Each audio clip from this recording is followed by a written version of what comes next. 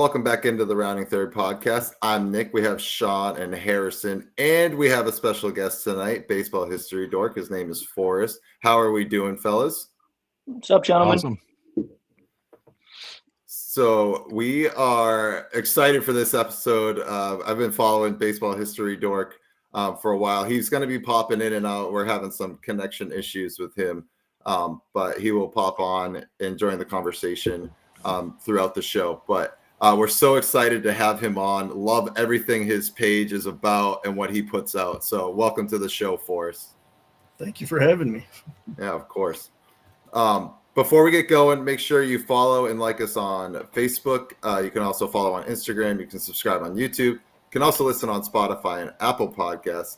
Also, make sure that you follow Baseball History Dork on Facebook. It is worth the follow. The reads are incredible, like I said. So make sure you give him a good follow. Yeah, you won't regret it.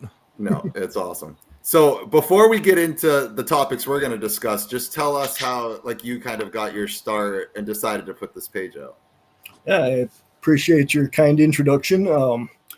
Like I was telling you earlier, I've been a baseball fan all my life, of course, and I was a history major, so I'm very much into the historical aspect of the game and just the whole story.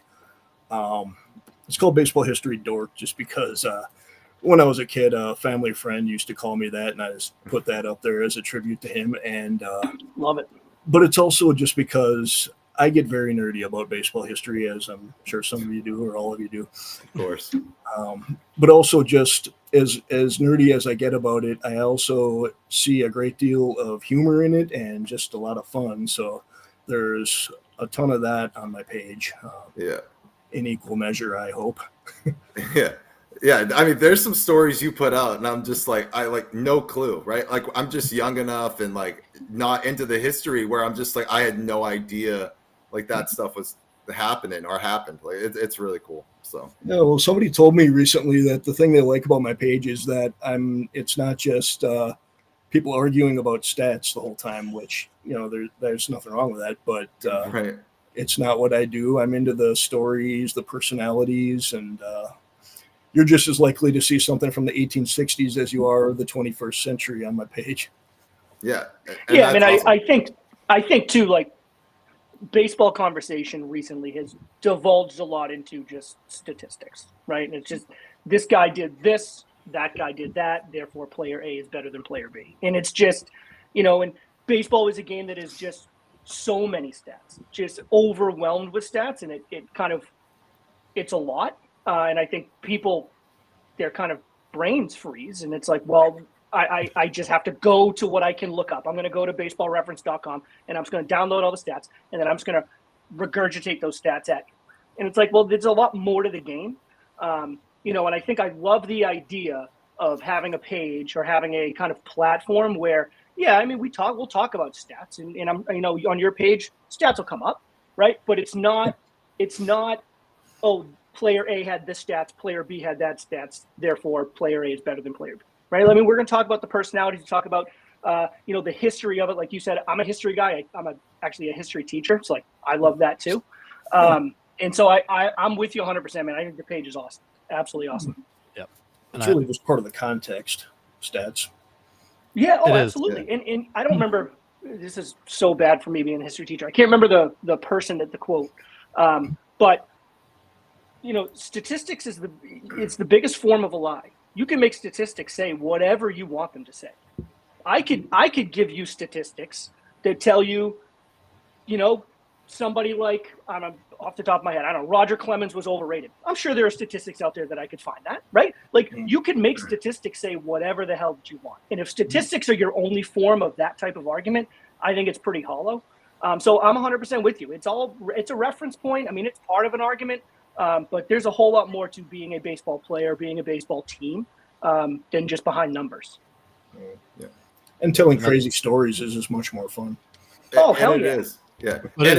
That's what I like most about it. It's the storytelling aspect. We do it all the time. We compare players across generations, and we're trying to find ways to talk about who is better, this guy from the 40s, that guy from today. And you kind of cut right through all that and say, it doesn't matter. Let's tell the story of those players, because that's really fun. It's really fun to get the full story, the full picture of a player versus that player relative to somebody else. And the storytelling's great. I thoroughly enjoy what you put out. Yeah. It's definitely a breath of fresh air, after the 85 Otani posts, and then I see something completely different. It's a nice breath of fresh air. Otani, steroids, gambling. That's all it is now. Those were all just themes this year. Yeah. So we are going to do a couple of hypothetical situations here, and definitely want your expertise on it and stuff. So we're going to start with our top 5 pre-1970 players that would dominate in today's game. So we'll just kind of go through, give us the reason why. Me, myself, I backed them with stats because, well, that's what I did. But you all have probably different reasons why you chose. So let's start off with our guest. Let's start with Corey. All right. Do you want me to go through all 5 of mine back to back, or let's one at a time? Let's just go one at a time, because we might have a few that cross each other. Sure. Okay. So Nick, I think I spoke with you and I had told you that maybe some of my picks are going to be not so much players that would be a good fit for this generation, but just who I'd like to see what they would do. Okay. And I like that. I any different perspectives on this show we take. So We love it. Yeah, let's see. So that kind of leads me to my first one. And I was kind of thinking about some of the more dominant pitchers of a certain era, Drysdale, Marichal, Koufax. But I landed on this guy because, 1, I just would love to see how he dominated. And 2, I would adore to see how he would handle a manager taking him out in the 6th inning or in the 8th inning when he had a no-hitter going. I think you maybe know who I'm talking about, Mr. Bob Gibson. Absolutely. Yeah. Absolutely. Yeah, that would be awesome. And I mean, and I do think, to Nick's point about the stats, I think the stats would play too. I mean, the guy absolutely dominated his time. He broke baseball. I don't think we would have to worry about the stats, but I'm with you, Forrest. I mean, imagine. Yeah, so what? He's at 105 pitches. Imagine he's got a no-hitter in the 7th, and he's like, yeah, we're going to save your arm. He's like, save my arm. Like, that ain't happening. Yeah. No. Yeah, that's a good one. Dude, he would fight whoever came out to get him. Like, there's no way he's giving that ball up. Not a chance. Or Kevin Cash coming to get him in the middle of the World Series game. He almost fought with Tim McCarver just for coming out to talk to him. Yeah. I have Bob Gibson too. And I'm on that same wavelength, but to see what he would do to hitters because they're all showboating now, right? They take him deep. They're flipping their bats. What would Bob Gibson do to them? The next 5 batters would get it in the ear hole. Yeah, ear flap. Yeah. I didn't even really think about that. Yeah. But I would, Yeah, the batters would hate him. Because he would brush you back just to get you off the plate. Then he'd drop a little curveball, down in the way just to mess with you. Like they'd hate him. They would hate him. I also wonder too on that same line, umpires now. I mean, umpires are the show now. Like you pretty much every game you turn on, whether it's national one, regional game, it doesn't matter. It's the ump show. I'd be interested to see how he would handle something like that. He hasn't even had an opportunity to retaliate in a quote unquote sense, right? Benches are warned. I can't imagine that's going to sit well with a guy like Bob Gibson. Like, I didn't even have my chance, right? I mean, that's kind of the unwritten rule. Like, we got to give me a chance, right? The whole who was the Mets manager? Terry. Terry Collins. Yep. Terry Collins. Thank you. Yeah. I was just going to reference that too. You think Terry Collins was mad? Wait till you see Bob Gibson. Yeah, you got to give us a chance. That's another interesting one. The umpires kind of taking it over. And I don't know, that guy seemed to have quite a bit of fight in him, so I don't know how that would work. Be interesting though. I'd love it for sure. It'd be nuts. Gibson's a good pick. Yeah. All right, Harrison, take one off your list. Sure. So I go to my all-time favorite hitter, who I think could hit with his eyes closed in any generation with a broomstick if he had to, and that's Ted Williams. I would love to see his science of hitting, in applied today. Because I mean, if you look around the league, so many guys have their swing pass, their timing mechanisms, they're all based on what Ted taught in that book. It'd be awesome to see him actually doing it today to prove that like the actual science of hitting works regardless of era, pitcher, anything. Like it works. Yeah. And it's a good one too. He had the science worked out, obviously, but you give him more of the technology, you give him more of the information, you give him more of the scouting. Could you imagine Ted Williams with a film room and advanced scouting reports? I mean, forget it. Forget it. Yeah. No, and another interesting part too is, you put a guy like Ted Williams, not a guy like Ted Williams. There is no one like Ted Williams, but you put Ted Williams in today's game. He's facing probably a lot more specialists, right? Instead of facing a starter 3 or 4 times in a game, he's probably facing the starter twice and having to go through 2 or 3 different relievers throughout the rest of the game. Like the type of advanced scouting, the type of technology, the type of preparation, I have no doubt he would do well. But it would just be another interesting type of, what are his splits beginning of the game versus starters versus, kind of specialist guys that are coming out in the 7th, 8th, or 9th, I think would be fascinating to watch because the guy had everything broken down to a science. Yep. Yeah. And speaking of science, and since a lot of these are maybe going to overlap, I'll just mention now my second pick was Ted Williams. And one of the reasons, we talk about scientific hitters, but he took it to another level in a way that some people don't realize. He studied aerodynamics while he was in the military. And when he came back to Fenway, he applied aerodynamics to hitting curveballs. Fascinating. Wild. It's fascinating. Yeah, it is. It's wild. I've said it before. My favorite Hall of Fame exhibit is the Ted Williams strike zone. He has the balls laid out in every single section and what he believed he would hit. That's the science. Could you imagine if Ted Williams had the access to an iPad to go back to the dugout and be like, oh, yeah, I need to tweak that a little bit, and then just goes up, hits a 3-run jack next at bat. It's crazy. The technology today would definitely favor a guy like that. So, yep. And I don't even know if he needed it because he swore up and down that he could see where he hit the ball. He knew where on the ball he hit it. Yep. Yeah, that's another one too. It's to think about on the other end. Like, would it be too much for him? / would he just say, F it, I'm not even using it. Like, I'm just going to Ted Williams it. Right? Like, would he, everyone else on the team is out there in between at bats, particularly the DHs, right?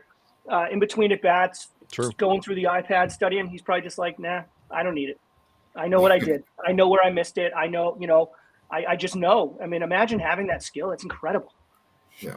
It's incredible. Ted Williams a verb. Yeah, right. That's what we do on the show. Yeah.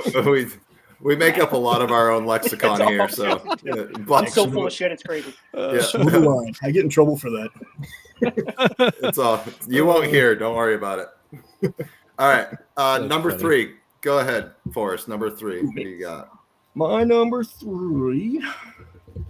Oh, okay. So I grew up in the 80s and 90s, and back in those days, most middle infielders were not power hitters. You had Sandberg and you had Ripken, but most of the middle infielders were like Ozzie Smith, Rafael Belliard.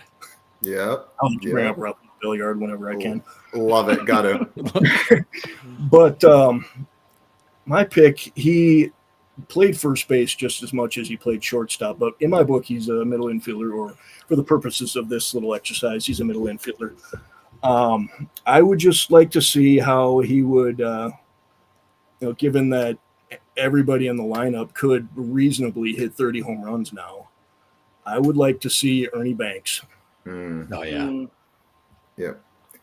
I had him. He was also on the Harlem Globetrotters, too, at one point in his career, which is nuts. I don't know how long he played, but yeah, that's the thing. The athleticism that he had, just absolutely crazy. Yeah, Fergie Jenkins, Bob Gibson, what were the other two? Satchel Paige, and there was one more, Lou Brock, all made appearances with the Globetrotters. And it's absolutely crushing that man never sniffed the postseason. Soul crushing. Oh, I know. It's true. So wow. that was the one trivia question that really propelled us. We put it out in August. We had 500,000 views on it, and he had, what was it, 2,500 something games without a postseason appearance. It was nuts. Sad. It is sad, but But yeah, Well, I suppose Ernie Banks was Yastrzemski great. beat that record. Well, he made the postseason, but they just never won, right? Was Yaz in the that's playoffs? true. Yeah. Yeah. Yeah. Banks was never even in it. Yeah. You're right. Yeah. Yep. Sad. All right, Sean, do you have somebody to add to the list? Yeah, I know he played a little bit into the beginning of the 70s, so I don't know if this would fully qualify. But I look at a guy that only guy to win MVP in both leagues, Frank Robinson. You know, I mean, a guy that could really step on the ball. You know, I mean, I in today's day and age with power hitters, like Forrest said, you know, everybody in a lineup and certainly, you know, hitting 30 home runs. I mean, I'd love to see a guy like this step into a lineup today. I mean, it just, you know, I'll have to look up. Let me see off the top of my head. Not off the top of my head. Let me look it up. I don't have it off the top of my head here. Was he a big strikeout guy? Let's see. No, he had one season. 1965, he had one season with 100 strikeouts. 1956, he had 95, so close. You know, not a big strikeout guy, but 586 career homers. I mean, led the league in 1966 with 49. You know, I'd like to see a guy like that. I mean, I think particularly when he played, we have two wildly, like American League and National League, it was different baseball, right? And for him to be able to cross the leagues and still be able to dominate each league, I think it's wildly impressive. Yeah, that's a great good one.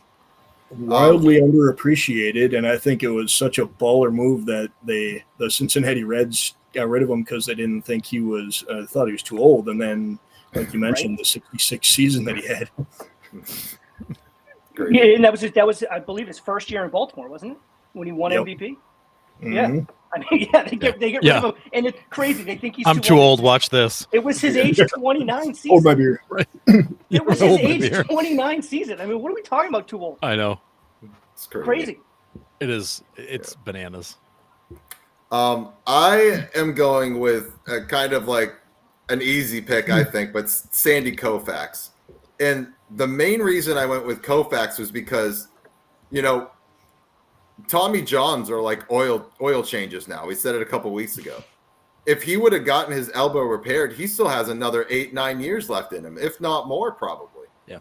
Just to see the numbers that Koufax would have put up with the availability of Tommy John surgery now, I think is why I ended up putting him on this list, because I would love to see him with a full career.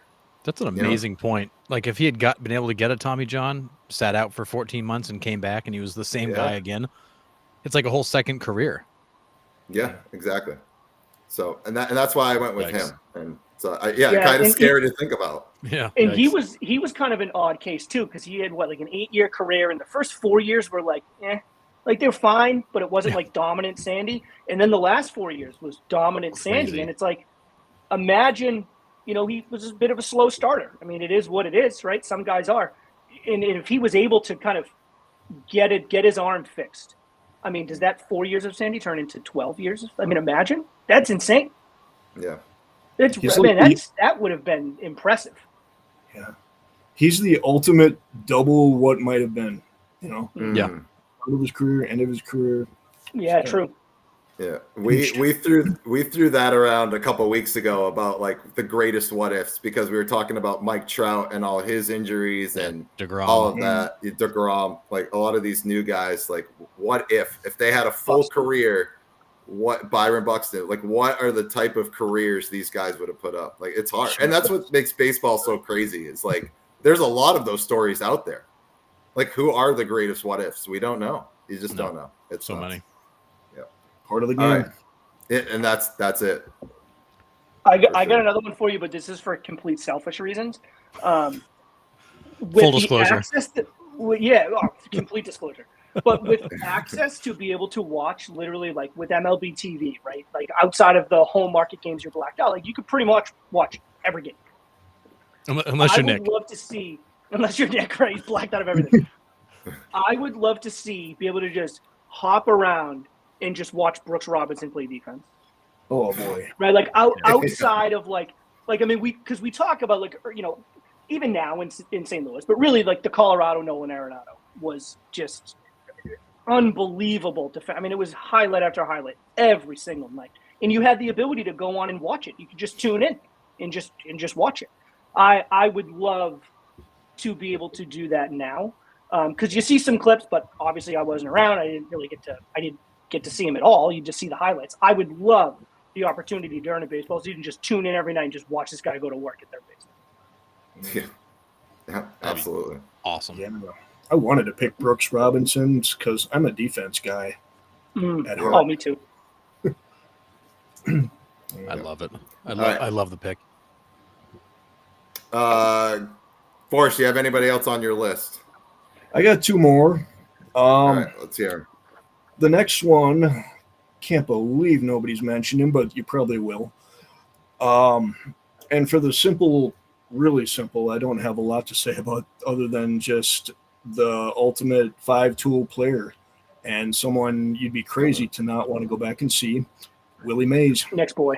Yeah. Next boy. Yeah, absolutely. That was probably that was probably the next guy for Nick. He was coming.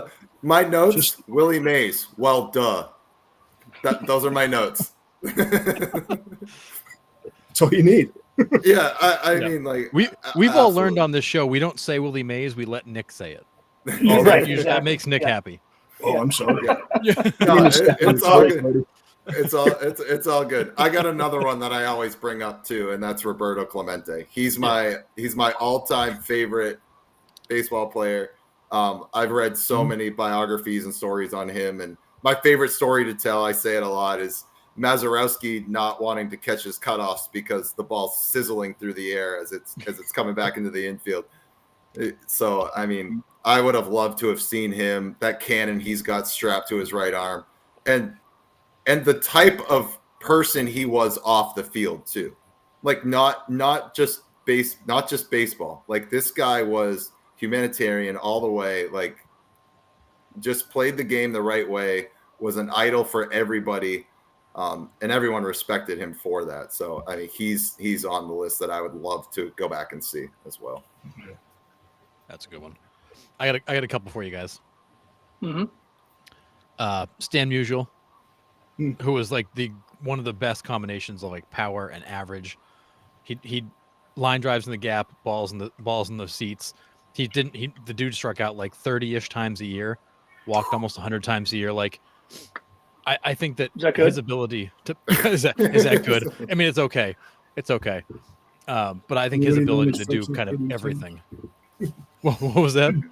So is there anybody that only strikes out 30 times now? No. Guys that don't play.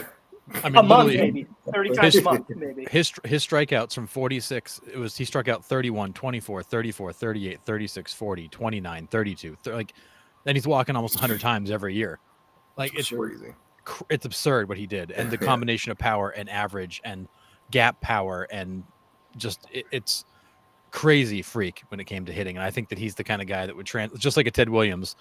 You give him, better equipment, advanced scouting reports, and a film room, he'd probably be even better. Always been a huge fan of Stan. And then my other one for you guys, I think who would wear pitchers out is Ty Cobb. Like crazy back going way back. Oh yeah, crazy high contact. Like you think of like a Luis Ariz, he was like that times 10. Like crazy high contact. He would wear pitchers out. He'd frustrate them. He'd put the ball in play almost all the time, and then he'd run like hell. And then just kind of like Ricky, once he gets on base, he's going, and he would just wreak havoc. And as Sean always says, I love chaos. I'm here for the chaos. He would cause chaos. Yeah. He would cause chaos because he would wear pitchers out, get on base, and run. I don't know if his personal views would allow him to play in today's game, but yeah, that's a good what if. Well, people say he wouldn't be able to hit today's pitching, but what if he grew up with today's training methods and vitamins and minerals that we have now? I don't know if I buy that though. About any play, like if you can hit a baseball, you can. Yeah. If you can hit a baseball, you can hit a baseball. Like I recognize that the pitching has grown obviously and gotten better, right? But to your point, like so has the process of hitting. Like growing up in today, so has the advanced scouting that we've mentioned, the technology, just getting up and facing these talented pitchers day in and day out rather than facing the best pitcher once a month. You're facing dominant pitchers essentially night in and night out. So it's like you're getting more exposure to them, you're getting more experience against them. I don't think I buy that.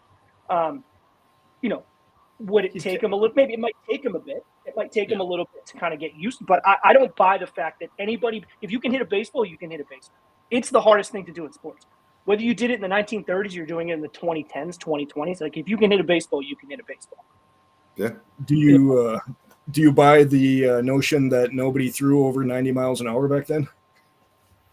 No, not that nobody did. No. Yeah. No. Do I think everybody coming out of a bullpen? They didn't really have it like extended bullpen. There was no bullpen. But do I think every pitcher did? No. But do I think nobody did either? No. I think that's a crock. I think that's an absolute crock. I don't know. Can Mason Miller throw a sock 100 miles an hour? I don't know if a sock can really get up to 100 miles an hour. Is that a thing? Is that what they're saying?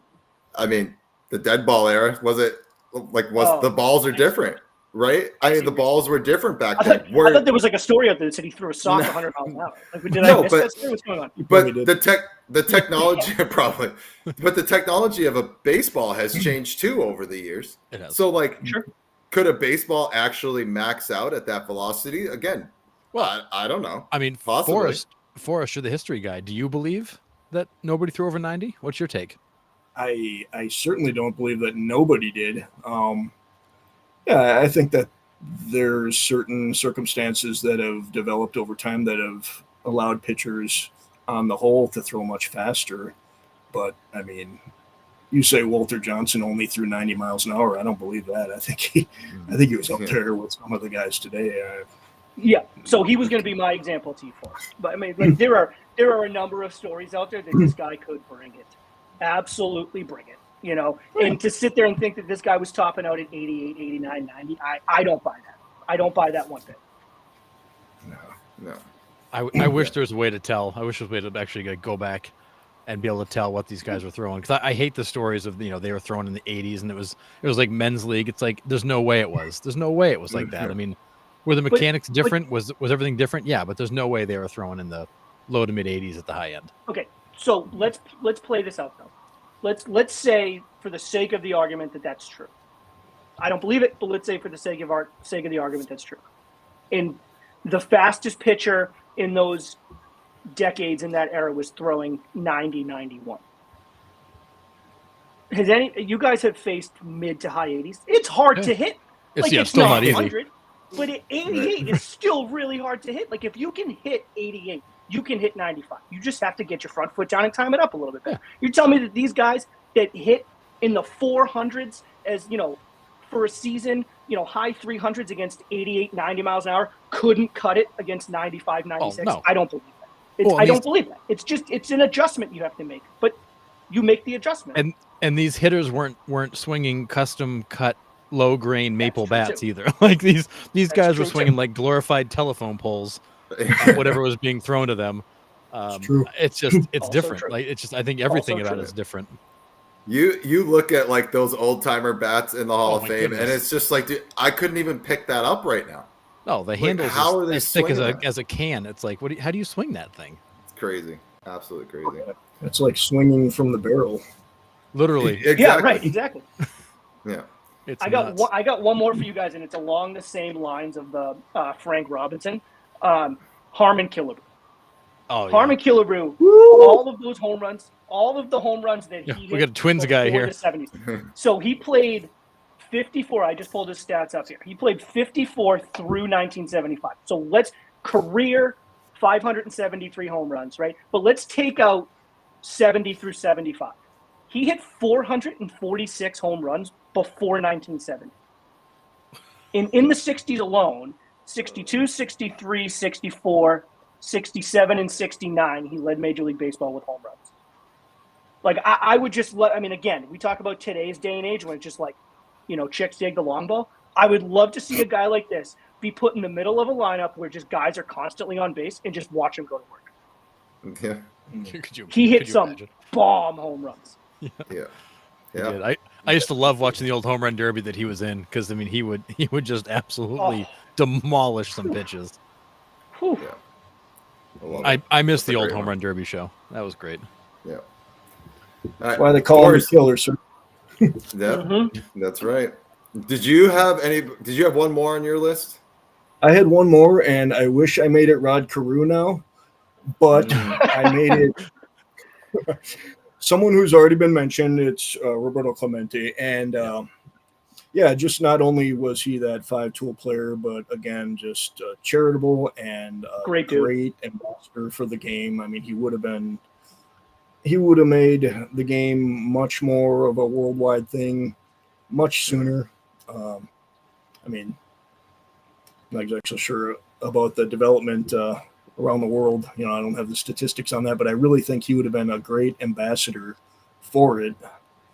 And, not that we don't have players like that now, but we need more of it.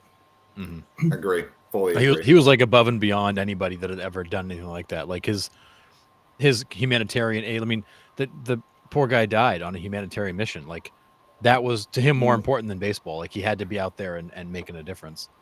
Yeah.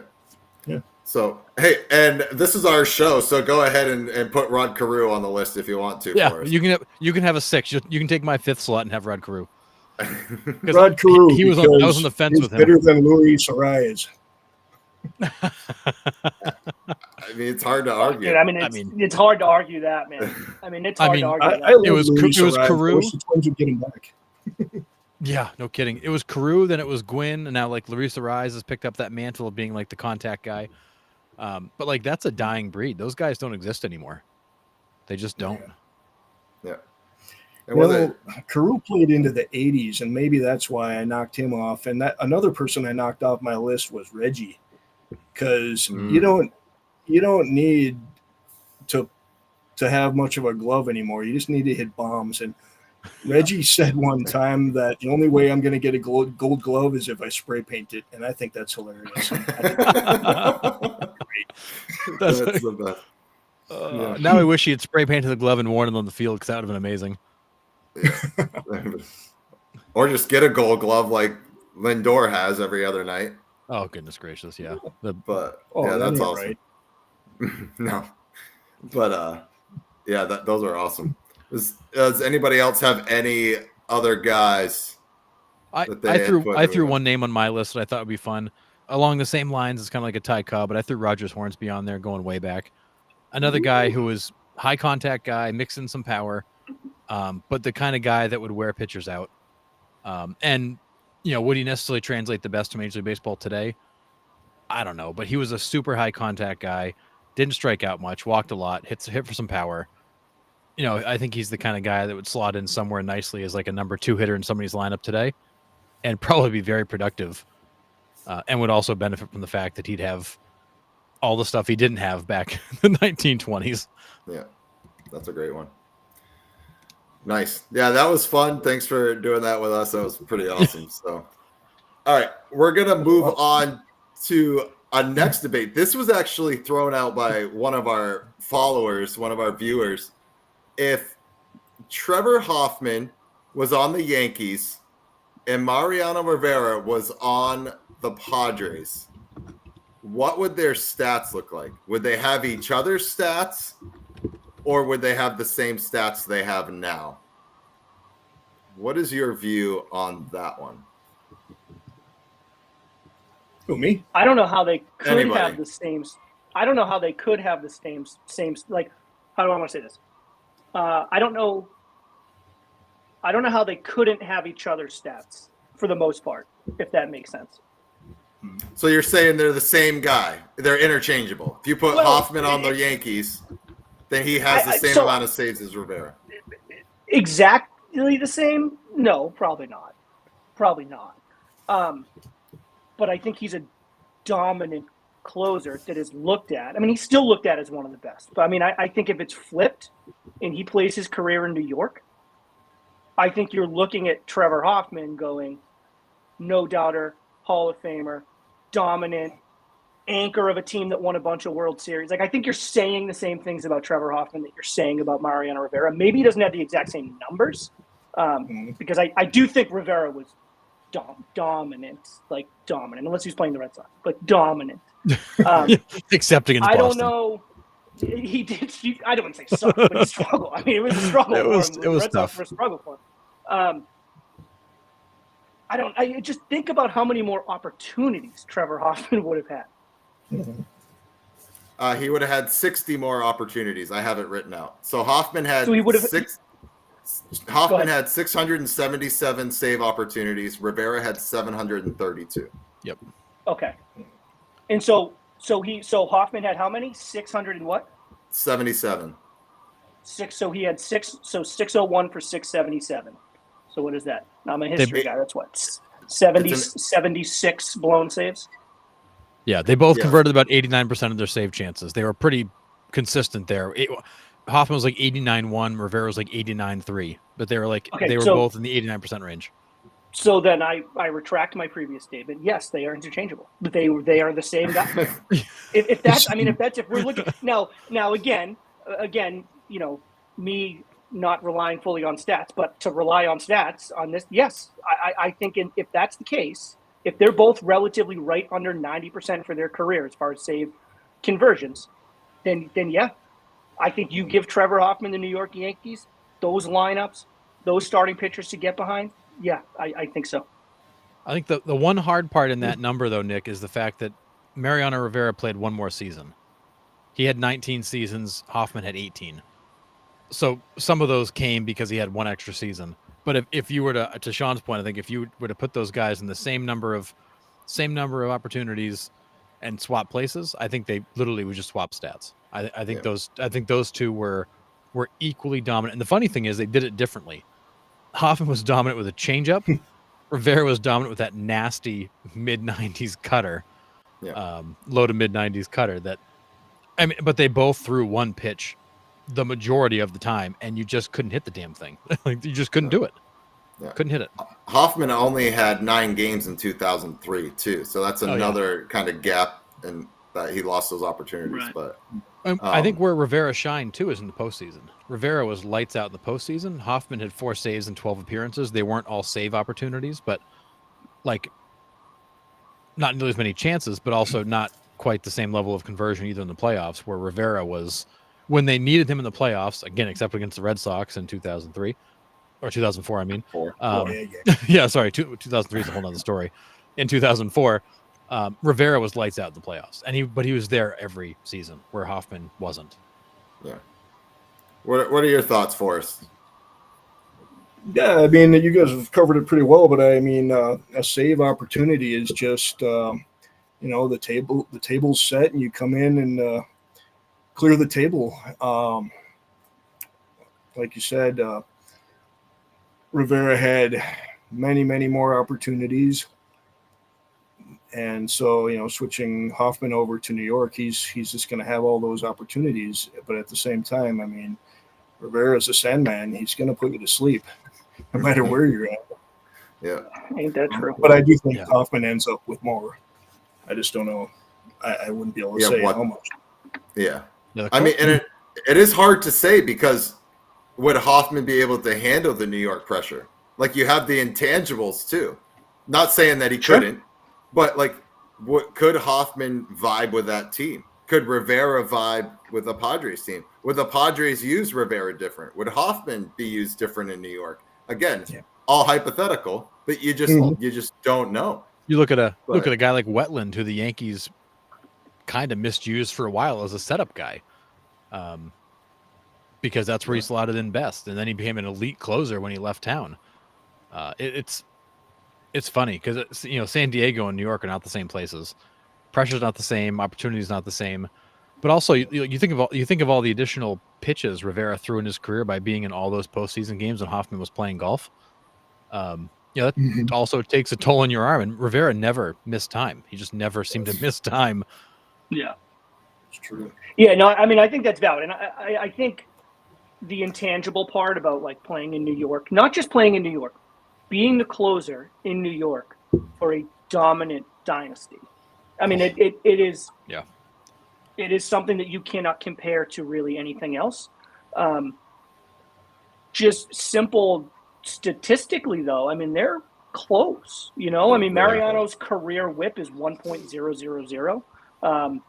So walks, hits per innings pitch, got essentially base runners on base per inning. Trevor Hoffman's right there. It's like 1.09 or something. So it's not as though, Hoffman's loading the bases and, finagling his way out of these. I mean, he was the as heart attack closer dominant like as you Kim could Brella, get. right, Sean? Yeah, seriously. Give me chaos, man. Like I said, give me the chaos. I love that shit. But, Hoffman was just, right there. It's kind of 1A, 1B. I don't know. I think if you give a guy like that just seems so cool under pressure, I would have a hard time thinking he could not handle New York. I bet he would do just fine. But yeah, Mariano was it. Yeah. So when I was doing this research on the train home from New York this weekend, I was looking at the save conversion percentage. Eric Gagne, during that stretch, he was 161 out of 167. He converted 96.4% of his saves in that stretch. Insane. Yeah, I was like, what? That's nuts. Absolutely crazy. And then gets to the Red Sox and sucks. But that's another story. Forgot how to pitch. Yeah. Completely forgot how to pitch. I mean, that was like, oh my gosh. Yeah. But that was I mean, a disaster. Completely forgot How how come to everybody pitch. sucks against the Red Sox? No, he was He on the sucked Red for Sox. the Red Sox. Yeah, he came to Boston. He was terrible. Yeah. Holy moly. Okay. Oh, it was I awful. wake up with sweats every now and again from some of those appearances. That was horrific. Yeah, it was pretty bad. But yeah, that was absolutely nuts. But Happens to a lot of them. Yeah. Yeah. So can I throw, now that we're talking about closers, can I throw a question out? So we've debated this, but I'd love to get Forrest's opinion on it. So I think it came from his page. If you're putting the number on it, is it the Hall of Fame number? Okay, I want to ask him that question too. It's along the same lines. No, Harrison's going to ask him the Harrison question. I'm going to ask you the Harrison question. I'm not a big closer guy. I feel like it's a specialist position that is highly overrated. What is your perspective on the closer role? Because these guys struggle to get into the Hall of Fame. And 03 Gagne was lights out. These guys struggle to get in the Hall of Fame. There's no real criteria for them to get in. And I've always been a firm believer that these specialist type roles like closers are less valuable than like a starting pitcher because they do one thing. It's very dependent on the team getting them there. And therefore they have a tougher path to the Hall. Do you believe history views the closer as a kind of a lesser role on a team? I believe history does view it that way, and I do believe I said not too long ago that the table's already set and then they just have to clear it. So maybe I'm of that view too without really thinking about it. I mean, I don't care too much about the Hall of Fame, but as far as just a value on a player, yeah, I think that closers are maybe a little bit underappreciated. I think they're much more specialized than a DH, and some people say, well, DHs don't belong in the Hall of Fame. Yeah, I mean, not everybody can do it, though. Not everybody can just come in the ninth and knock it down, and especially with the bases loaded. You just come right in with the bases loaded. I mean, that's pressure. So you got to add a little bit of weight there for their value and what they're actually accomplishing. Yeah. So Harrison and I have come back and forth a couple of times on this because in theory, I get where he's coming from, and I kind of agree. Like I a little bit agree. Because I equate it to like different sports, right? And I think like in football as an example, like you look at like a field goal kicker, right? Like a field goal kicker, the rest of the team has to do the work to get you into the opportunity to where you can make the field goal, right? You do one thing, right? It's the one thing that you do. And if the particular moment in the game isn't set up for you to do your thing, then you don't get to do your thing. So it's very personalized and individualized within the context of a team sport. However, outside of statistics, like baseball being a very, it's more than just the numbers you put forth. And to your point, Forrest, not everybody can do that, right? Like not everybody can, and you are in a position, in a situation in where you cannot mess up. You can't. Yeah, You there's no can't plan B. There are some opportunities, right? Some opportunities in which you make a minor mistake and you give up a game-tying home run and your team has the opportunity maybe in the bottom of the ninth to kind of let you off the hook. But by and large, when you come in, if you fail, your team loses. that's where we go. Like, if you fail, your team loses. So it's like, there is no opportunity to be like, well, that was a tough inning, I'm going to make some adjustments and go back out the next inning and figure it out and get it. But like, no, there is no opportunity for that for the most part. So you have to be on from the minute you walk out of that bullpen to the mound. You have to be on 100% of the time. It's on you. So I think there's a lot of pressure that comes to that. And yes, 0-3 Gagne over Rivera any year, sure. I think you can make that argument, and I think it would be a difficult argument to go against. Yeah.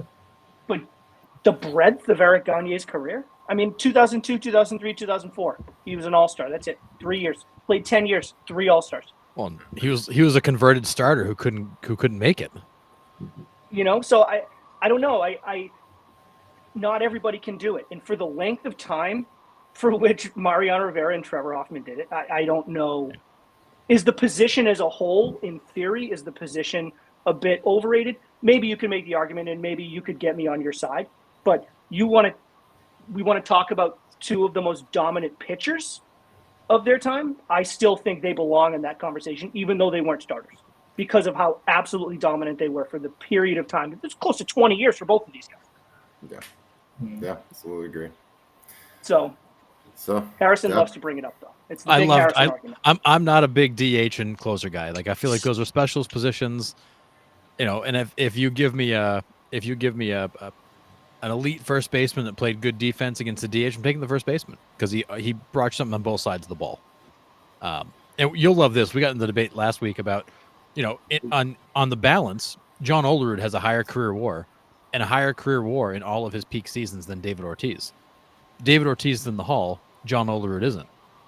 Because Ortiz did one thing exceptionally well, and Olerud did everything well. And you almost get punished for that when it comes Hall of Fame time. It's watered down somehow. All right. Yeah. So you're a small Hall guy as well, right? Oh, but yeah. I think for the most part, if you get people that like care about the particular sport that they're talking about, I think everybody would probably end a conversation agreeing that small Hall is the way to go. Because again, you're just watering down the accomplishments of the truly great players, whatever sport you're talking about. You know, and I think baseball has done a poor job of that. You know, to set, and we talked about last week, I don't think we want to rehash the whole thing, but no.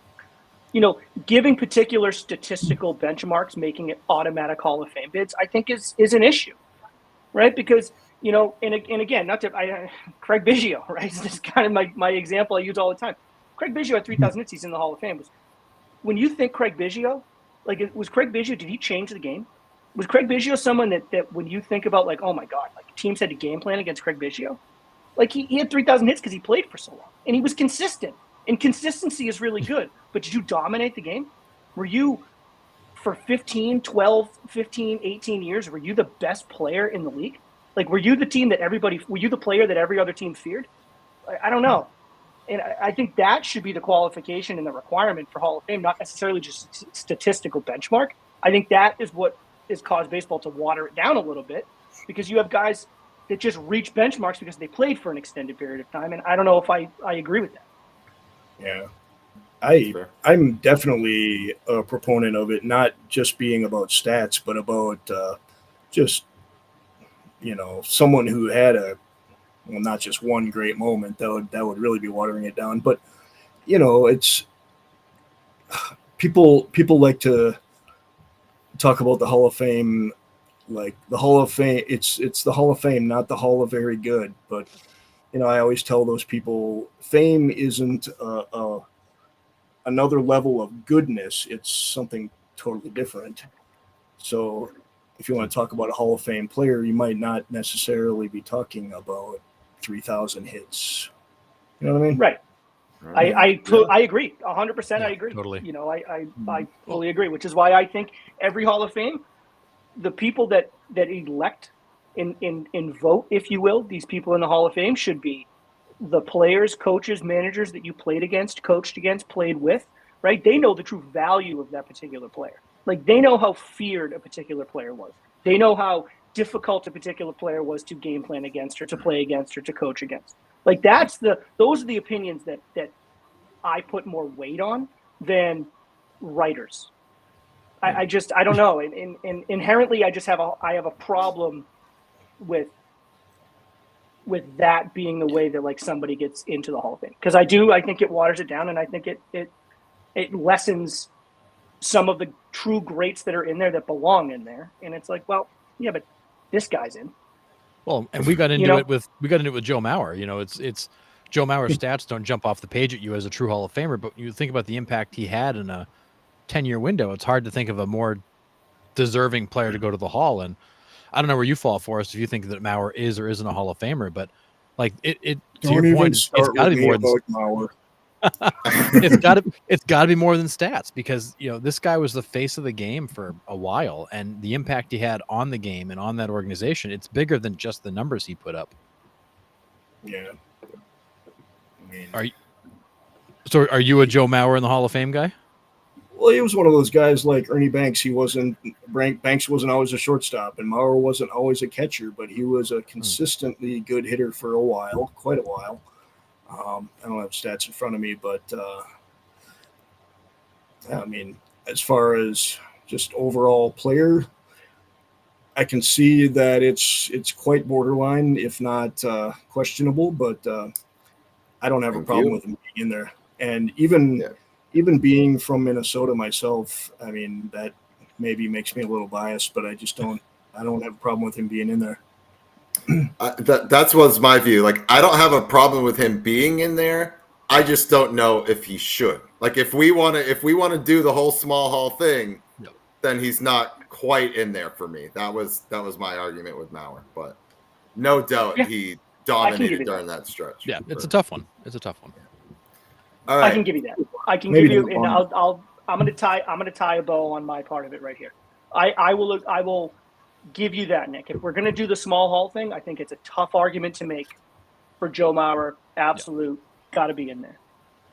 But the reality of where we are, it's not a small Hall of Fame, and I think with the players that are in there, I think Joe Mauer is right in that conversation to where you've let other guys in for what they've done over their career. I think Joe Mauer fits there. Is he a first ballot greatest player of all time? No, I'm not saying that. But I think with the guys that have been let in because of the accomplishments that they've had on the field, I think Joe Mauer fits that bill, and I think that's where the conversation says, I think we push it through.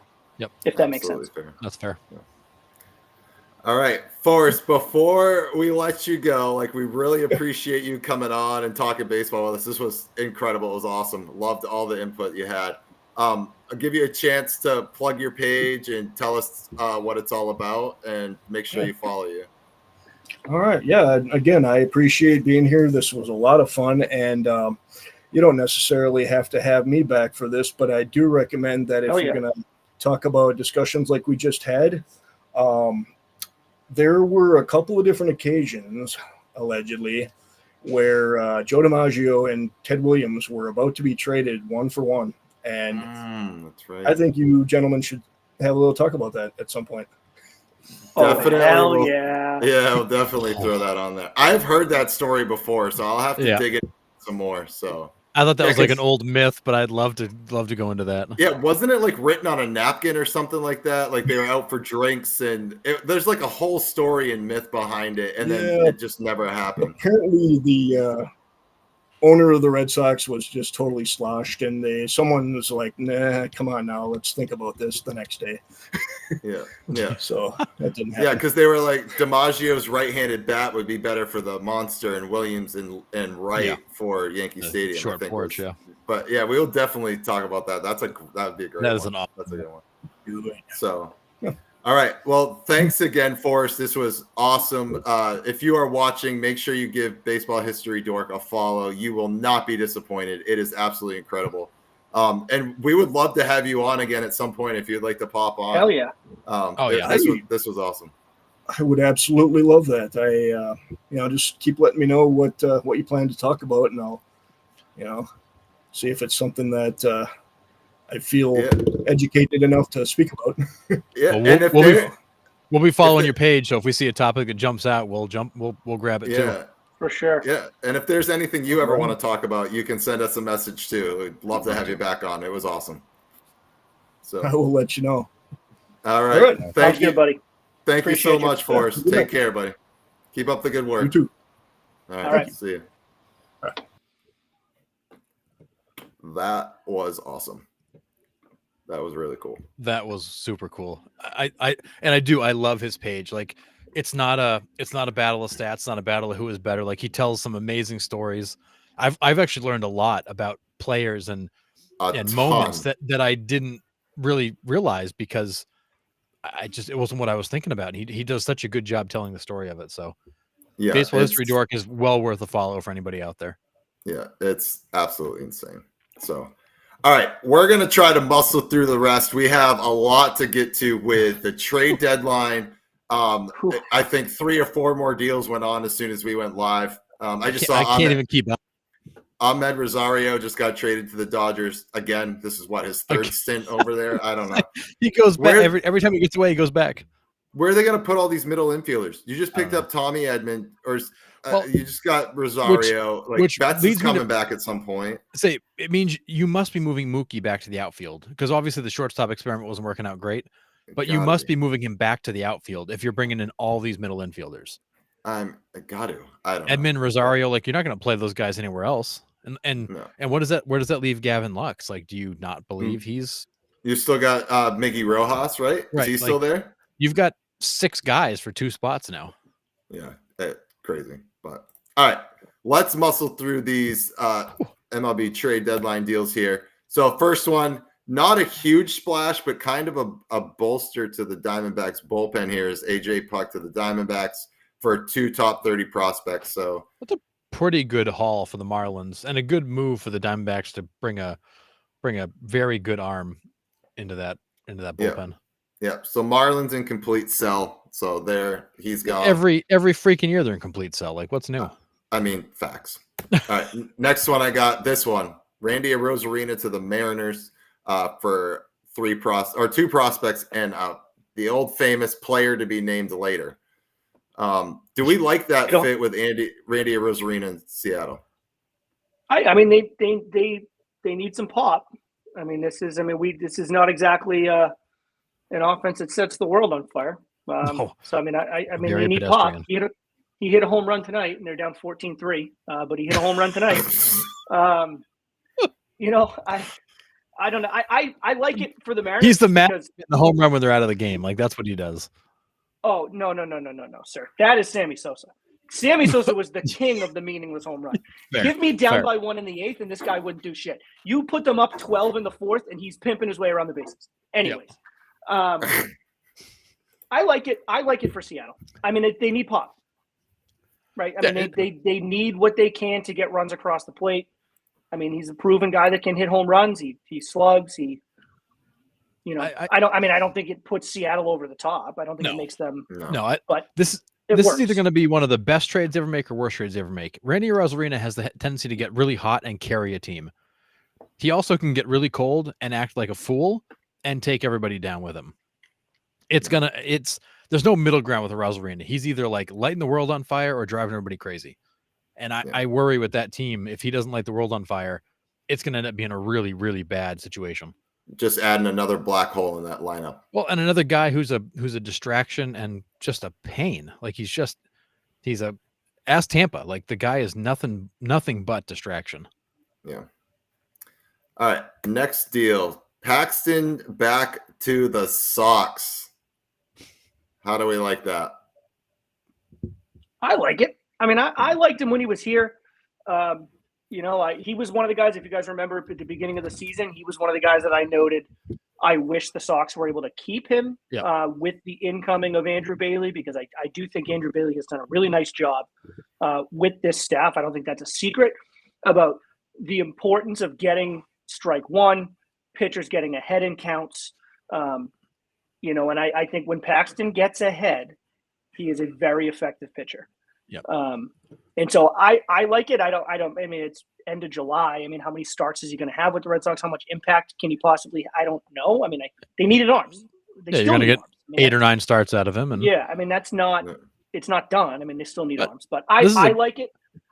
He's the only lefty starter they have, right? He's the only lefty starter they got, right? Yeah, like actual starter, yes. Yeah. I mean, he was 8-2 with a 4.43 ERA in LA. He wasn't bad. They just didn't have any room for him because they finally have all the hurt guys coming back. And I agree with Sean. I looked at Paxton and Waka as the two guys that kind of got away. That would have been nice to have added to this bullpen, or not this bullpen, this rotation to give you some depth. Having him come back, I'm not upset about. I do think that he's pitched well for the Dodgers. It's a nice addition. Does he change the outcome for this team? It's not that big a deal, but I think he definitely helps. Yeah. All right. This was a pretty big one. Austin Hayes to the Phillies for Christian Pache and Sir Anthony Dominguez. That's a good move for the Phillies.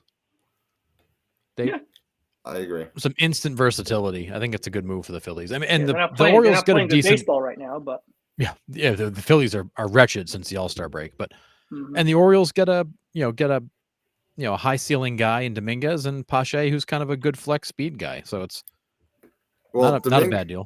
Dominguez kind of, I mean, I wouldn't say fills that Felix Bautista role, but definitely helps. You could probably move Cano. You give Cano a little bit of buffer there before the ninth there, if he's good. I mean, you can never have enough bullpen arms. So if you can get a good bullpen arm, you take him. Yep, absolutely agree. All right, next one, the big one. I hate this trade. The Jazz Chisholm to the Yankees. He did homer tonight for his first Yankee home run. Nice. And he's playing third base tonight. Yeah. So it looks like DJ LeMahieu is on the outs. Did they DFA him officially yet? Or no, not? but it sounds like they're about to. They tried to trade him, they couldn't. Now it's on they're going to DFA him because let's be serious. Like LeMahieu is a black hole. He's got to go. He's not the same guy he was. He's a shell of his former self. He's hitting like 190. He's got to go. And I think he's won a batting title for crying out loud. I know, not even that long ago. I mean, this is not a guy. This is a guy who's only a few years removed from being a elite type hitter, and now he's lost. And I think where Jazz works for them is he can play second, he can play third, he can play the outfield. Like he can fill a couple of holes for them and kind of rotate around. Because second base has been a problem, third's been a problem, outfield's really not a problem. But Grisham isn't what they need. They need a stabilizing force in center, and as good as Judge is a top 3 player in baseball, and he ain't 1 and 2. I mean, he ain't 2 and 3. Yeah. But Judge, I don't want Judge. If I'm a Yankee fan, I don't want him playing every day in center field. No, absolutely not. Like I don't want him. He can do it and win a Gold Glove and be dominant because that's who he is. But I don't want him playing every day in center field. Like I think Jazz gives them a ton of versatility, Harrison. To your point, I don't know. It's the same thing that they have all up and down this lineup, though. I mean, it's a guy that hits home runs that has an over 30% K rate. I mean, it's just like how many. It's just what they are. I mean, it's they're a game out of first place right now. So let's not pretend that the Yankees are having a terrible season. No. The Yankees are a good baseball team. But I think when you get into August and September and then into the postseason, and when you get to the postseason specifically, you only face good teams. There are no bad teams in the playoffs. And you face good teams with good managers, good pitching staffs, good approaches to lineups. And the Yankees have a good manager, Sean, right? But that's where the Yankees always stop it. That's where the Yankees always find themselves kind of not in trouble, but lacking. Yep. Because it's just a lineup with a bunch of the same guys, Judge excluded. I mean, Judge is the best hitter in baseball for my money. But outside of that, it's a lot of guys that strike out a lot. And it's a lot of guys that when they run into it, they can hit home runs. It's exactly what Jazz is. Yep. So, I mean, he gives them some defensive versatility. I think it's an immediate upgrade over like a Trent Grisham, no question. Yeah, or a Gleyber Torres or DJ LeMahieu, probably. No question, LeMahieu. Yeah. But so, I mean, I think it works for them. I think it was a good move for them. But I still have questions about that lineup just because this is just what they are. They're just a bunch of strikeouts and they run into home runs. I 1,000% agree with you on the lineup. Like he's another guy who's going to run into one and K a lot. With Jazz, though, like you look at that Yankees lineup, or that Yankees roster, it's Cole and Soto and Judge and Verdugo and Rizzo. And like, these are professionals. Jazz is a loudmouthed, brash child. And like, how well does he integrate? Now it can go one of two ways. He'll either drive these guys crazy or they'll help convert him and show him the way. I don't know how it goes, but Aaron Judge in a pennant race and a home run race doesn't need to babysit Jazz Chisholm. And like that's what I worry No. about. Like he becomes a distraction because he is such a pain in the ass. But I agree with your principle. I don't fully agree with this particular example. I don't think Judge looks at it as babysitting. I think Aaron Judge is the truest professional of all professionals. Oh, I totally agree. You saw the way he handled the Marcus Stroman thing, right? Yep. When Marcus Stroman was showing up his middle infielders for not turning that double play, right? And Judge point blank, walked over to him on the bench. We don't do that here. Yep. We don't do that here. You do it in Chicago. You do it with the Mets. You do it other places even. We don't do that here. That's not what we do with the Yankees. And that was it. Yep. You know, and he is so respected and so revered and so loved, if you will, in that locker room. I see a scenario happening pretty quickly where Jazz Chisholm does Jazz things and Judge just shuts it down. Yep. We don't do that here. That's not how we do it here. You might do it in other locker rooms, do it in Miami. We don't do it here. And then it is what it is. And because they do have the list of professionals that you listed, which I agree with, they all fall in line right behind Aaron Judge. So when Aaron Judge is the guy that makes that statement, and then you have the Rizzos, and then you have the Sotos, and you have the other guys that are stepping up, the Garrett Coles going, yeah, he's right. We don't do that here. You know, and then it's Jazz versus those guys. He doesn't stand much of a chance. Like I don't see it becoming a distraction as much of a learning opportunity where I think it happens once, maybe twice, and then that's it. And then he's just a guy that falls in line. Yeah. If Jazz can learn and can adapt, I think it's a great move. It just can he? I hear you. And I agree with you though. If there's anywhere to go for him, this might be the best place for him to go and actually grow up and take this seriously. Yeah, it's fair. All right, next one we got Zach Eflin to the Orioles. So as we said, the Rays are in full sell. They're unloading. Yeah. So Eflin kind of backing up Burns and stuff in there, another bolster to their rotation there. Yeah. I like this move. Gives the Orioles another solid starter. And Tampa Bay gets what they want, a bunch of prospects. They love prospects. I still want the Orioles to either get Skubal or Crochet. I think it's a long shot. They have until tomorrow at 4, I think is the deadline. So still kind of a long shot. I think the White Sox released today that Crochet and Robert is kind of unlikely at this point, which I don't understand. You'd get the biggest haul for them. Tuesday, 6 o'clock, Nick. So tomorrow at 6 o'clock. Okay. So maybe they're just not getting the trade packages they wanted for Crochet and Robert, and that's why they're just like, never mind. We're just, taking them off the table. And the White Sox just casually go lose 14 in a row, and it's fine. Yeah. Are they behind tonight? Have they started? Because this could be their franchise record tonight. They're going for. Doesn't matter. I mean, they have lost 14 straight twice this season. They're down 2-1 to KC after 4. Dang, crazy. So I like this move for the Orioles. Yep. It's another step in the right direction. Again, if you can get arms, you get them. This is the time of year you stockpile arms and figure it out.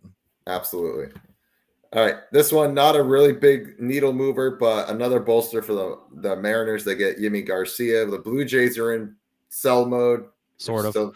Still kind of waiting to see if Bichette and Guerrero get moved. It's been quiet on that front, but they're selling off like the pieces on the edge, but like they're not dealing with the issue of like Bichette and Guerrero. Like one of those guys probably should go. Like you've got to if you're going to do this thing, like strap dynamite to it and blow it up. Which makes you wonder: are they going to try to run it back again? Right. Like, do they still not look at this and say this core isn't working? We need to blow. Like I don't know. I mean, I don't. Maybe they address it in the off season. I don't know. I don't know. Obviously not in the room, but it's an odd one because they're nibbling, right? It is like around the edges the definition about the definition of insanity is doing the same thing over and over again, expecting a different result. They just keep doing the same thing over and over again, thinking it's like magically going to fix itself. It doesn't work, guys. And to the point of the problem that you guys have is not the fringe pieces. We tried all different fringe pieces. Right. We've tried them all. It's not it. No, it ain't it. So I don't know. Ryan Stanek to the Mets. His debut was not stellar. That was a rough debut, getting booed. It was not stellar. He was 12 pitches into his debut, getting booed by the fans. Like it was bad. Well, he had given up, what was it, 5 runs in that inning or something like that. It was ugly. It was really ugly. He got lit up. So Yep. Ryan Stanek to the Mets. Jesse Winker to the Mets. Kind of has had a resurgent year. We'll see if he can do anything. I like it. The Mets need a left-handed bat in the outfield. It makes sense. And it not just makes sense. I think he's a very good fit for that ball club. Yep. Yeah. I think with what he does defensively, his ability to hit from the left side of the plate, which is what they sorely need. I think he fits very well with them.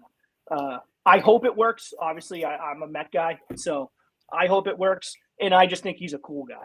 So, I hope it works just because I think Jesse Winker's a cool guy. So I hope it works for my team. And I think last week I mentioned the fact that he's been kind of one of those guys who's been a disappointment because he had that really good year 3-4 years ago, and he's never really come back to that level. But he reminds me of like a Jason Hayward. Like, he's never gonna be the guy you think he could be, but he's solid enough to hang around, and he can play defense, and he can come up with big hits when you need him. He's just not like he's not a great player, but he's a good piece to have. Yeah. All right. And Nate Pearson to the Cubs. So another, again, kind of a failed starter, turned to reliever, going to the Cubs, Blue Jays, getting rid of him. Yeah. Does this do anything for the Cubs? Not really, but I want to ask you guys, I was under the impression the Cubs thinking they're going to be sellers, and they're kind of showing that maybe they're not, because they're really not that far out of it. And they do have a soft second half schedule. Do you think the Cubs are indicating they feel like they're going to be in it, or are they just moving pieces around because it makes sense? I think it's a combo of both. Maybe maybe they're moving pieces to help their team, but not really going all in, expecting to get far. If that makes sense, I don't know. I mean, I think this is kind of hold fast kind of thing. I mean, this is kind of what we said over the last couple of weeks, though. I mean, this is kind of what happens when you add that additional wild card spot, where they're a couple games under 500, but they're 5 games out of that last spot. Now, there are a number of teams ahead of them, right? So, I mean, they're going to have to leapfrog quite a few teams, but 5 games at the end of July is not that much. Add in the fact that you do have a relatively soft, easy schedule coming down the stretch. They started off playing good baseball. They started off the beginning of the year playing good baseball. And I think if you're in the front office and you're looking, we still have those pieces. We still have those guys. If we can play good baseball again and maybe just get a couple of, pieces over here that can help us get back to playing just good team baseball, maybe we can make up those 5 games. They're not 12 games out of a playoff spot. 5 games is 5 games. I mean, it's not that much. So it's doable, certainly. So I don't know. I don't know. Does Nate Pearson get them over the hump? I don't think so. But it is an odd one. He's a good piece. It's odd because for a team that's under 500 at the end of July, you'd think they'd be like, okay, let's get what we can get for our guys, and they're sitting here ramping up for a playoff run. It's bizarre. Right. Yeah, I agree. It's weird. Yep. Okay, another Rays piece move. Jason Adams to the Padres. I like this for the Padres. I mean, it's a guy that's at the back end of your bullpen that can close out games and keep your teams in it. The Padres are very quietly, they're 57-51, 6.5 games back of the Dodgers. They've got a wild card spot right now. They've kind of very quietly slid into the back end of this playoff picture. It's a good move. That team is kind of just very, very quietly going about their business and hanging around. Yep. And he's got one of the best changeups going right now. Oh, he does. It's nasty. This dude's changeup is he's effective. Really, I mean, he's been effective. I mean, this is a guy who knows how to pitch. He knows how to get outs, particularly in high leverage situations. I don't hate the move at all. Yeah, how are the Rays using him? As a closer, I think. Was he closing? Wasn't he their closer? Mm-hmm. Mm-hmm. I mean, the guy can do a little bit of everything. So my question is this prospect that moved? Is this like the Homer Bush Jr.? I was going to ask you that question too. Is this was his dad Homer Bush the pitcher? That's what I was thinking, but I think it's too young. There's another Homer Bush that played for the Yankees, Toronto, Florida from 97 to 04. It might be him. Because I think Homer Bush, the pitcher, is too young, if that makes sense. Yeah, He I was saw the on name and I'm like, wait a second. Like, maybe? Or am I thinking of a different one? No, you're I don't right. know. Homer Bush was a top prospect of like the Reds. Yeah. So I don't know. But I was like, interesting name there. But all right. Moving on. Here we go. Isak Paredes to the Cubs for Christopher Morel and then 2 prospects. How do we like this? I mean, can I ask? I mean, I Paredes I think is a very good player, but like when you look at him statistically, like is he that big an upgrade over Morel? Like, am I overrating Morel or am I underrating Paredes? I think like, you're underrating I think Paredes because he can be a 300 hitter. Oh yeah, and Morel's with some scratching pop. 2. Yeah, he's like 199. Like power and RBIs are kind of the same, but I was looking at like, is this really a big upgrade or is this kind of like we're taking a shot? Because I mean, Morel's been huge for that team in terms of like big hits at big moments, and the fans love him. And like, are you really gaining I don't enough with know. Paredes? Do the fans love him? I don't know. I mean, I obviously not in the room, and I just stuff you see on Twitter and social media and whatnot. It's there's been a number of times over the last month you got the Cubs losing, crucial games, whether it's going into the All-Star break, coming right out of the All-Star break, and they're not playing well. And it's Cubs fans are frustrated, and he's pimping like a solo home run when they're down 11-2, and he makes it 11-3, and it's like.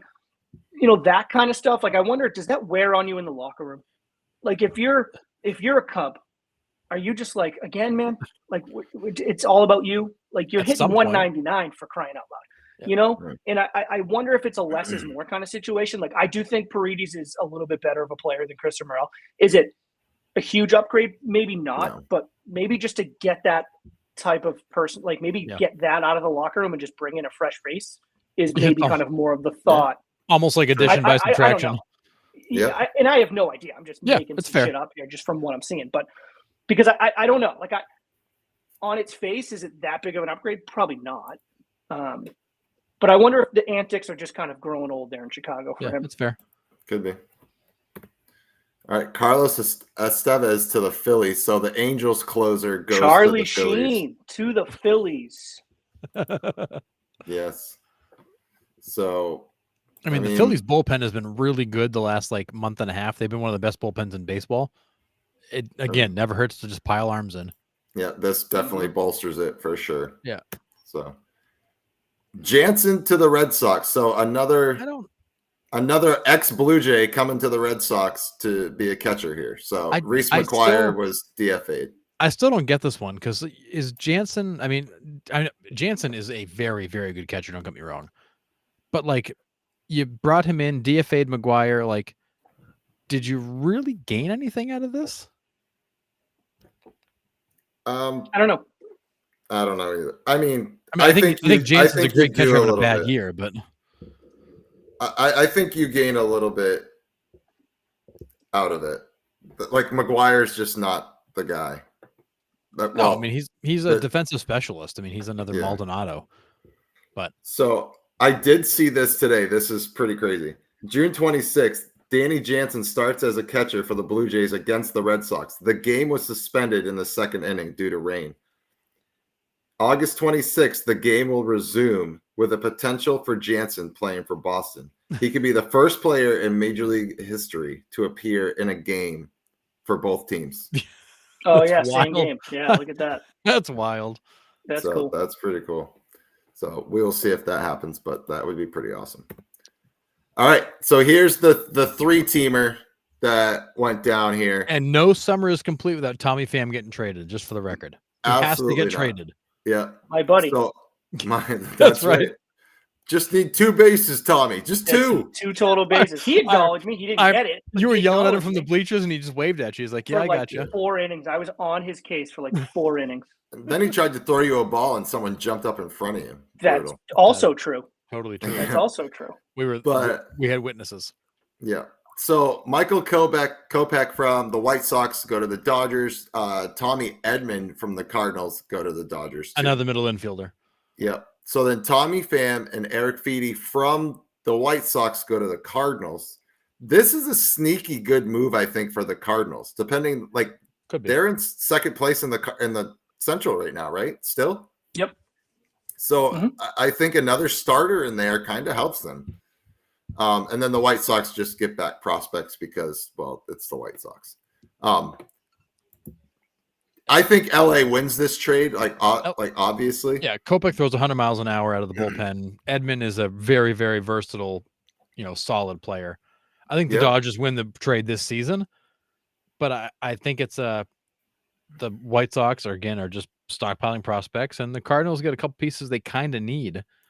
Pham gives some versatility. Fetty's an arm. It's not a bad deal for them. No, I don't mind that at all. So.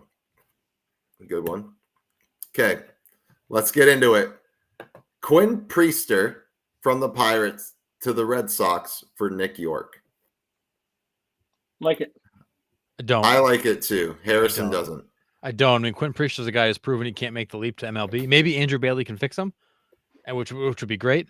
Nick York was likely your future second baseman. Again, potential versus. I mean, in my mind, you're trading your potential second baseman for the long term of Nick York for a guy who's proven he can't make the leap to Major League Baseball. Well, he's 23. If you can fix Quinn Priester's got 23. Yes, he's got a good arm. If you can fix him, because I mean he's been terrible in capital letters in MLB, 6+ ERA. He's unusable right now.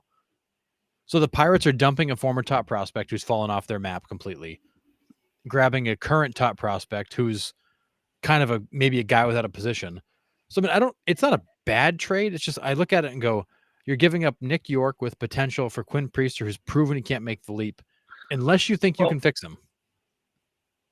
Yeah, so I think obviously they think they can fix him, or they wouldn't have made the deal. He's 23 years old. I think that the big part here, though, is you were going to lose Nick York in the Rule 5. Yep.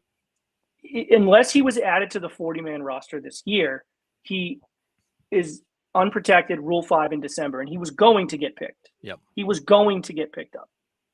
And I think the thought process here was, okay, are we going to add him to the 40-man roster this year? Unless it's 100% yes, I think we go, okay, well, what can we get for him? And I think the names are tough because Quinn Priester, former top pick, top prospect, has proven up until this point that he struggles at this particular level. So you're looking at like a declining prospect versus in a rising prospect, somebody who looks like they're going to do some serious damage in Major League Baseball. And you're thinking, this doesn't add up. This doesn't make sense. But I think from the Red Sox perspective, I really think it does make sense. You need arms. This guy doesn't hit free agency until 2030. 2030. I mean, this is a guy that if you can settle the career down and change that trajectory just a little bit, I'm not saying he's Roger Clemens, but if you can change that trajectory a little bit and make him a little bit of a project going into the next year and a half, you could still have 4.5, 5 years of control over this guy for a guy that you likely were going to lose in December anyways. Like I think to me, I look at it that way and I go, I think that's worth pulling the trigger. Yeah, it's if I'm gonna lose him anyways, then let's get something for him. And Priester's got good arm talent. He's got a high end arm with no command. Now Bailey's proven he can work with that. Yes, and I think we said when we looked at it, I should have had it up here, Nick. That's on my fault for. I knew this was coming. I should have had it up. Hold on. I mean, this guy has pretty much run his way through minor league baseball. I'm trying to find the numbers here on what he's done in the minors. Yeah, he debuted almost a year ago. He was a first-round pick in 2019. Oh, 18 overall, yeah. Yeah, he was a first-round pick in 2019, the year before Nick York was taken. He debuted last year. But, I mean, literally July 27th, so 2 nights ago, he went 4 innings, gave up 5 earned, 1 walk, 2 Ks, 2 hit batters. He has no doubt struggled at the big league level. It's been bad. I think to me it's hard to look at a return, a promising arm like that at age 23 and think anything other than, well, I like it, considering if we let this thing go another 5 months and get to December, Nick York's gone for nothing. Right. I think that's ultimately like the deciding factor for me on whether or not I like it. I mean, it could end up being terrible. I mean, Nick York could end up being the starting second baseman for Pittsburgh for the next 12 years, and Quinn Priester never pitches an inning for the Boston Red Sox. I mean, that's a legitimate possibility. Yeah. But I think if you're the Red Sox, you got to make the move. You need arms. You need young arms that you can control, because it's really the only way you're bringing this thing back to a legitimate contender year over year is young, controllable arms that can give you significant innings. This is the problem we've had for 3-4 years. We can hit, we can't pitch. And you can't buy pitching gear after year. It's proven. You can't do it. Yeah. So you need young arms. And I think the tough part with this one is that Priester is going to give you nothing this year. He doesn't belong in the Major League roster. He should be in AAA. Correct. So it's like I don't you're want to trading. see him. Yeah, you're trading prospect for prospect. There's no benefit to the team this year. So whoop-de-doo. Thank you, front office, for bringing us a future arm. But it's like, what the hell are we doing now? Like, how are we helping the team now? Yeah. James Paxton. Yeah. No, I hear you. So I get it. It's like it's a swap of prospects. Like Nick York's a bit of a project. Priester's a bit of a project in different terms. Okay, cool. But like, it doesn't move the needle for me. Now, maybe in 2 years when Priester's lighten up the world, maybe I'm going to feel differently about it. But right now it's kind of like, man, like we gotta race right now. Like, what are we doing? I hear you. All right. Michael Lorenzen to the Royals. Go Royals, making some moves. I love the fact the Royals are making trades and they're adding and not subtracting. Yeah. So I like this. Lorenzen's. I saw a great comment. Go ahead, Nick. No, go ahead. I was just gonna say the comment I said is he'll get traded, throw a no-hitter, and then get lit up. Right. Yeah. I laughed out loud when I read that comment. I'm like, that's exactly what he'll do. He's gonna come in, throw a no-hitter, and then be irrelevant. Yeah. So I mean, whatever. I think this helps the Royals for sure. I just love the fact that the Royals are in contention and making moves. Amen. Yep. And Lorenzen can be versatile. He's been in the bullpen before. He can start, like, he can bounce back and forth if he needs to. So another guy that can get on a heater and win you a number of ball games. Yep, like him. Dude can rake at the plate too. He can hit. Not that it matters anymore, but no, but he can hit. It's cool. All right, and then Justin Turner to the Mariners. So another fringe piece by the Blue Jays. I like it. It's a veteran bat. I do too. That team needs it. I like it. They need it. Yeah. They absolutely need it. Yeah, so I don't hate that one at all. So and that's I like it. Yeah. So like I said, there were some other trades that just happened, but I didn't have time to put them in the slideshow before we started. The Yankees demolished the Phillies again tonight. The Phillies are in trouble. Yeah. So, all right, I have a mixed bag of trivia for you guys tonight. So I have some blurred pictures, I have some player puzzles, and I have straight up trivia. There's not a lot of them, but that's why there's a marathon show here tonight, boys, huh? I know. Here we go. Absolutely. So here we go. All right, let's rip this quick. All right, blurred trivia. Played from 2002 to 2005 for the Cubs, Marlins, and Dodgers. 40 career home runs, bats left, throws left, from Korea, first baseman. Who is this? A dude with 40 career home runs. Okay. Well, he only played for like 4 years. Yeah. I have no idea. I can't get Shin-Soo Choo out of my head. I know. I mean, the first name I thought of. Yes. He played for a lot longer, but he played for a lot of different teams, and he had a lot more home runs. This guy, I think, had a lot of hype when he came over and just never lived up to the billing. But this is. Oh yeah, all right, Heesop Choi. Yeah. All right, Heesop Choi. All right, he was going to be a big deal, and he wasn't. I put this guy on here because we have an Instagram follower that every trivia question I put on, he answers Heesop Choi. I put it on there. That's his shtick. So everyone needs a shtick. He's going to be right. I love it. So I told him today, I go, be ready because one's coming. Yeah, even a broken clock's right twice a day. Like I like it. Right. So Heesop Choi. All right. Played from 2003 to 2017 for Cleveland, Detroit, and St. Louis. 3-time All-Star, shortstop, and third baseman. Who is this? We already had Carlos Guillen, right? Yep. He's got a typical first name, but spells it a little differently. I don't know. This Boy. is Oh, Johnny Johnny Peralta. Yeah, Good one. Johnny Peralta. I feel like we should have known that one. Yeah. Kind of forgotten, but he was good there for a stretch. Real good. He was solid. He was solid. So Johnny Peralta. Okay. Played from 1990 to 2003 for the Indians and the final year for the Padres. 3-time All-Star. Won 17 games in a season 3 times. Starting pitcher. Who is this?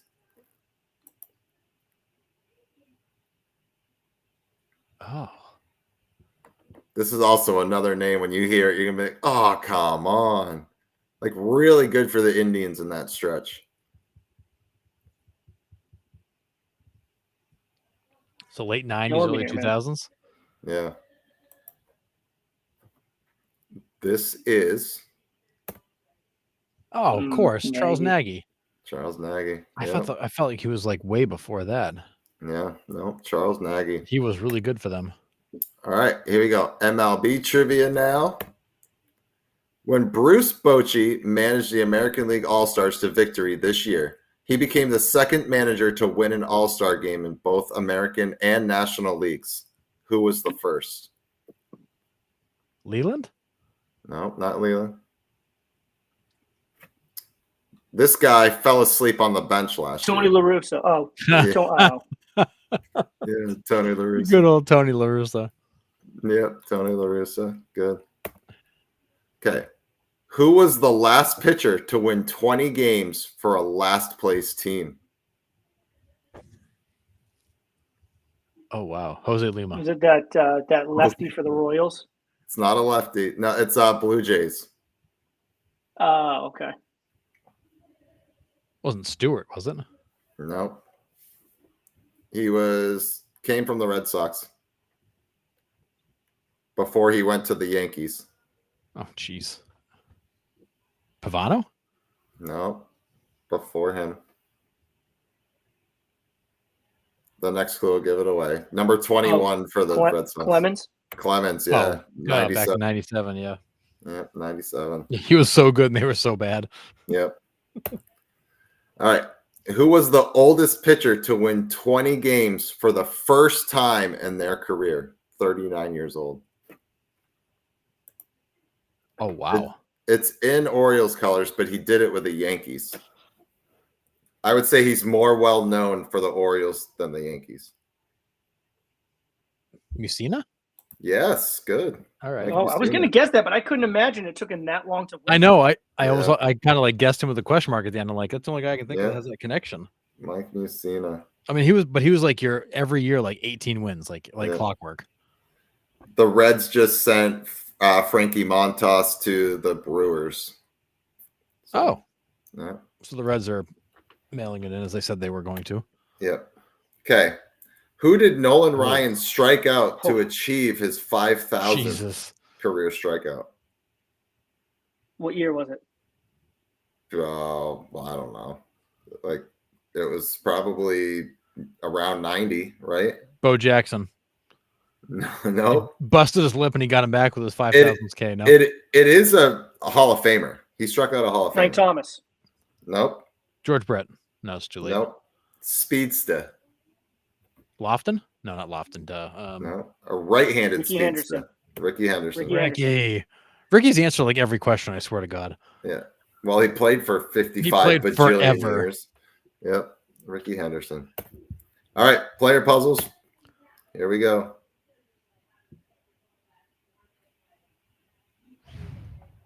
Who is this? What is that second picture? What's that?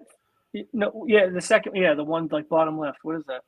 It's a fish, but they're pointing to a part of the fish. It's Gilbert. Yep. Oh, that's a fish? Is that Jake? Not Jake. Logan? Oh, Yes, Logan. Thank you. Logan Not Jake. Gilbert. Good. Wrong, Paul. Yep. Who is this?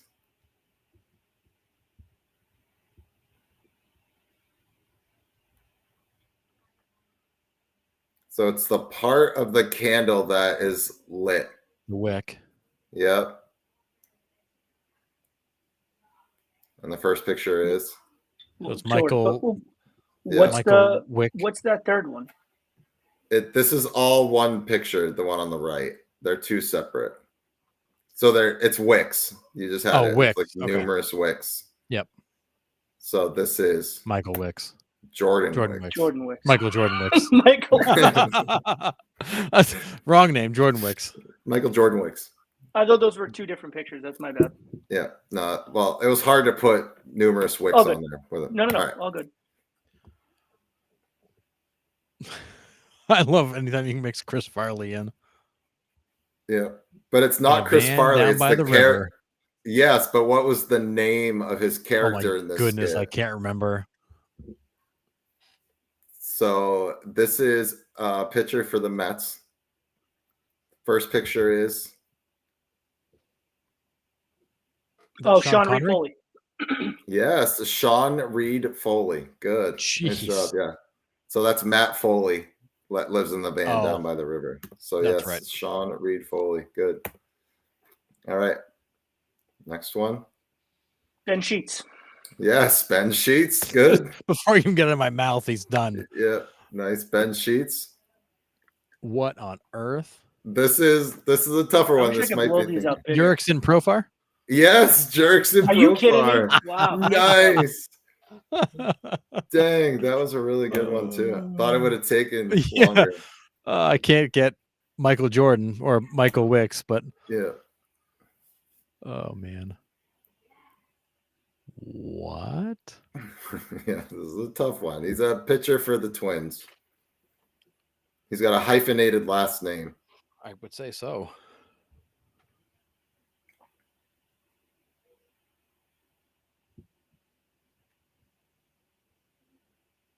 Wow. So the girl in the middle is pointing to me. So it's me in the middle. And then the on switch. So the Simeon. Oh God, I can't. I'm never gonna get the last name. Who's this guy in the middle? Who's the guy in the middle? Yeah, what's his first name? Richard. Oh, Richardson. Uh-huh. Richardson's the end. Richardson. And then what's the first name? Another word for Forrest. Woods. Yes, Simeon Woods Richardson. Yep. I don't even know who that is. That's a made-up person in a made-up picture. That's not a real baseball player. With a number like 78, you're probably right. You're probably right. It's not real. Yeah. Who is this?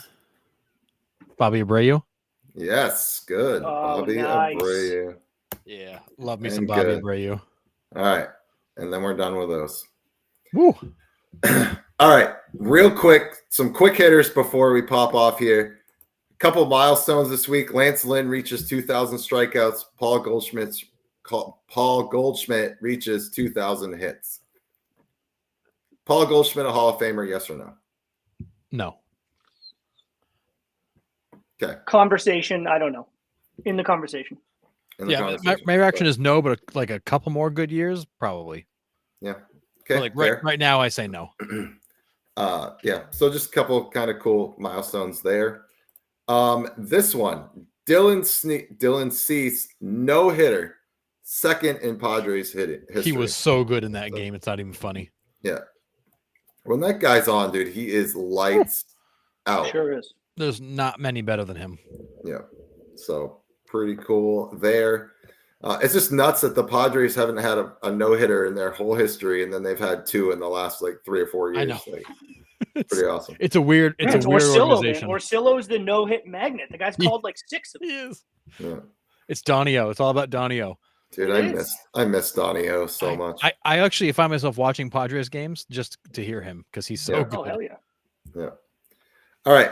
And then last one that I have, Kodai Senga pops his calf Out in his for the first year. start Yeah. back. Is it Out for the official year. down? He's out for the year?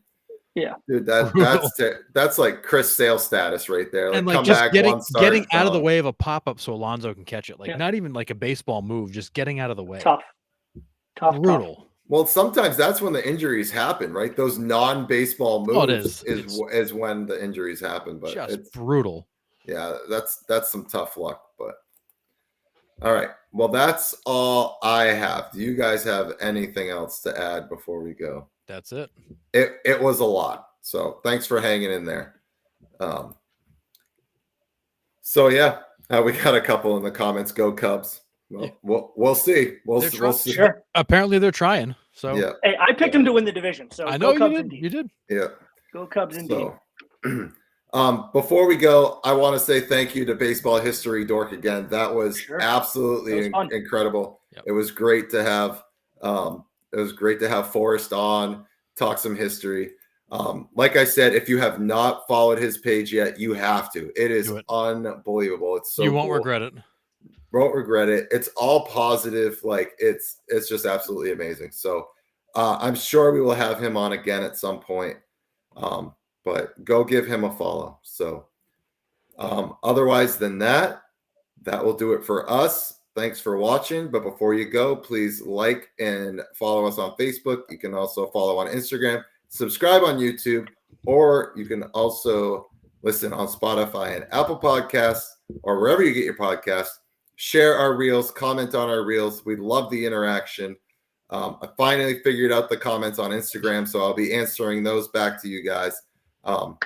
But thanks for watching, and we will see you next Monday at 8 p.m.